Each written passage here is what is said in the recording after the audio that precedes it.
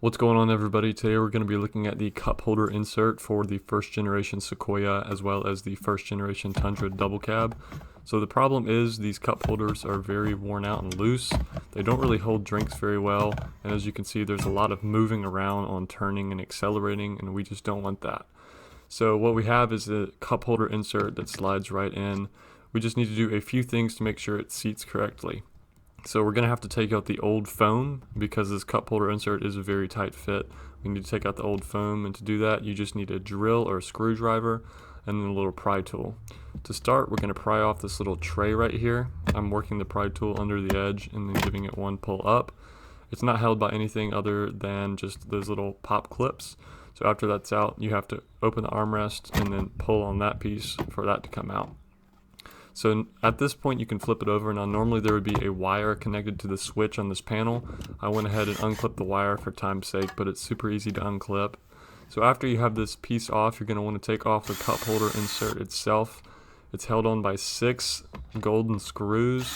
I'm taking my Phillips head screwdriver and I'm just unscrewing each of them. Of course you're going to want to keep these screws because you do have to reinstall the cup holder after the old foam is taken out. So I'm slowly taking off each of these screws, and once they're all off the cup holder, we'll be able to lift straight backwards and off of the panel.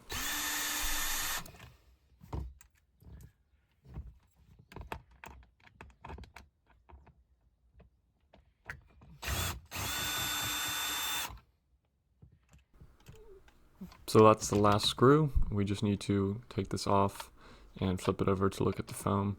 There was one screw still in there, so I had to make sure and set it aside.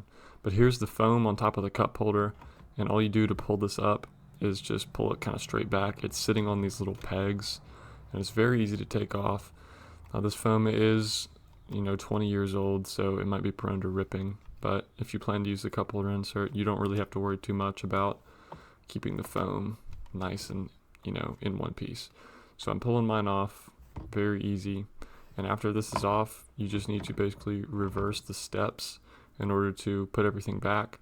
So the foam is gone, and now we're just gonna put the cup holder back, screw the screws back in exactly how they were, and then we will be ready for our cup holder insert.